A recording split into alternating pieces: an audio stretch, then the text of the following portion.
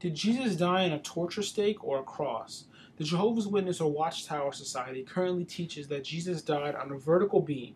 They reject the cross beam. They don't believe in the traditional cross. That was a vertical beam, one hand placed over the other, wrists crossed, hands above the head, and a single nail going through both wrists.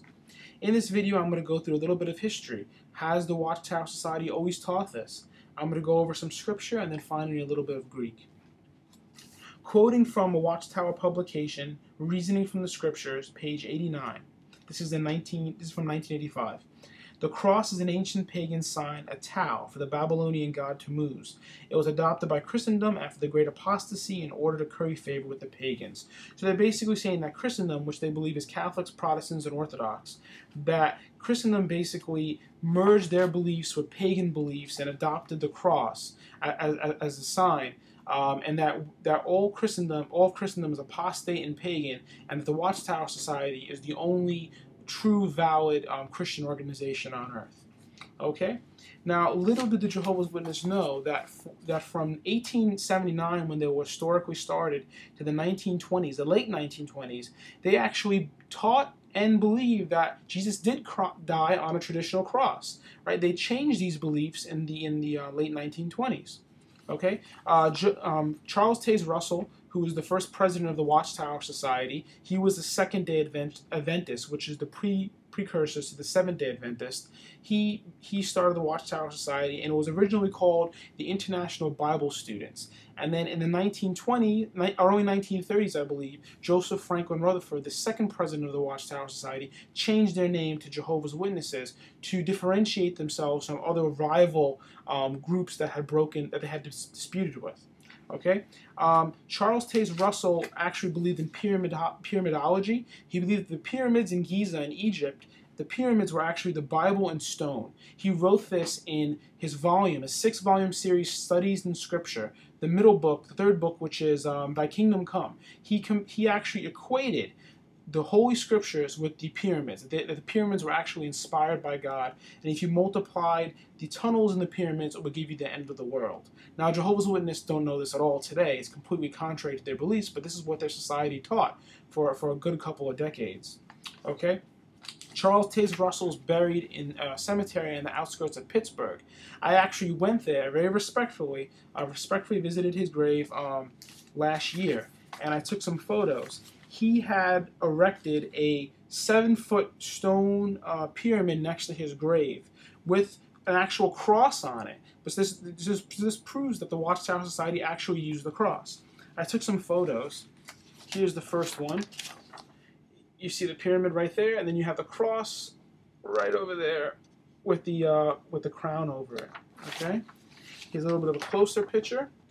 The cross, and then above it you see it says, right below it actually, there's an inscription. You can't really make it out because it's very old, but I took an even closer shot of that, and the inscription says, Watchtower Bible and Tract Society.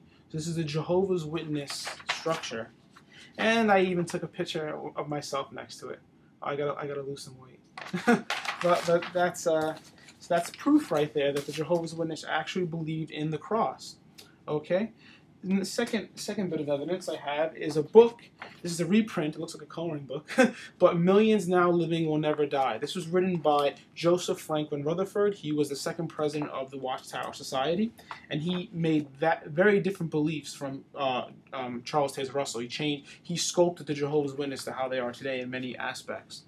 Okay, I'm looking for the word crucifixion right here.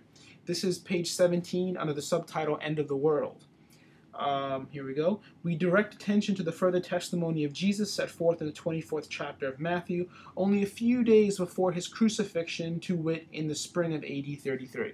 Now, I'll get to the point why I'm saying crucifixion so much, but I'm going to do 2 more quotes. This is page, here we go, 27.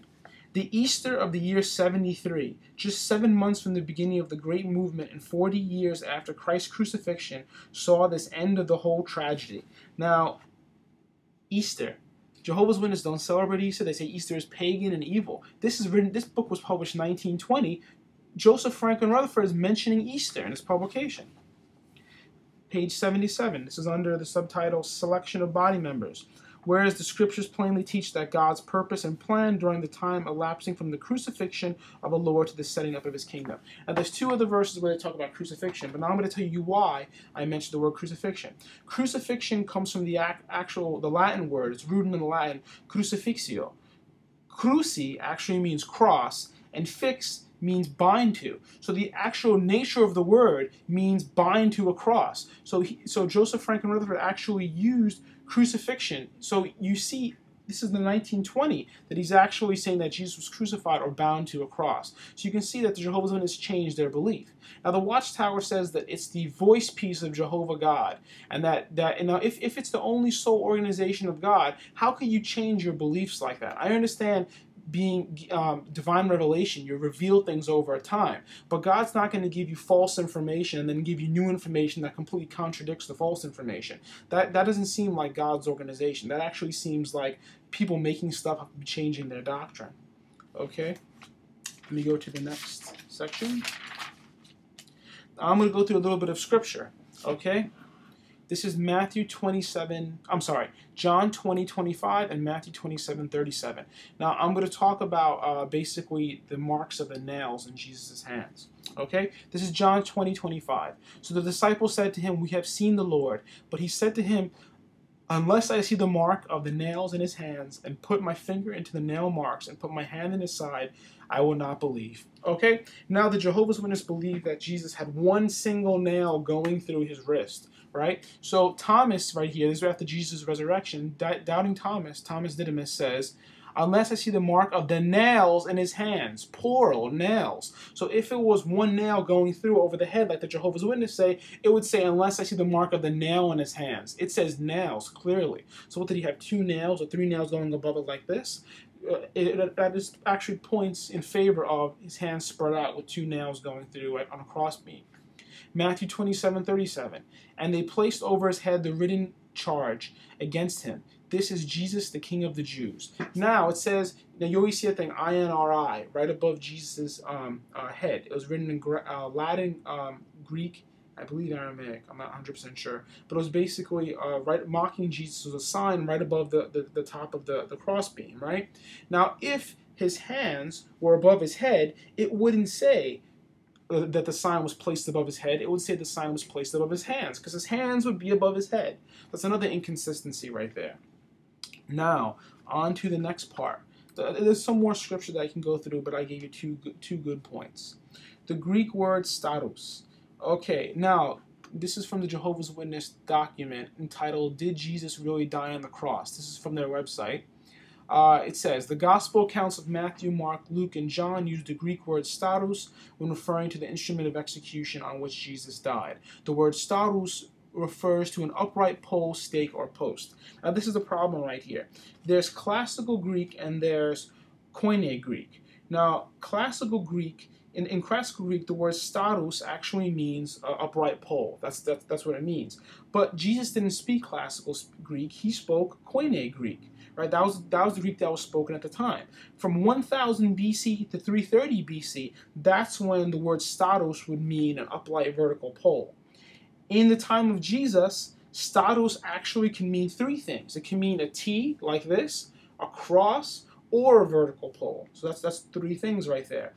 Now, the word in Koine Greek at the time of Jesus for just a vertical pole that would be used is skolops, if I pronounce it right, skolops. So they would have used the word skolops. They wouldn't have used the word status in Koine Greek to depict a torture stake or vertical beam.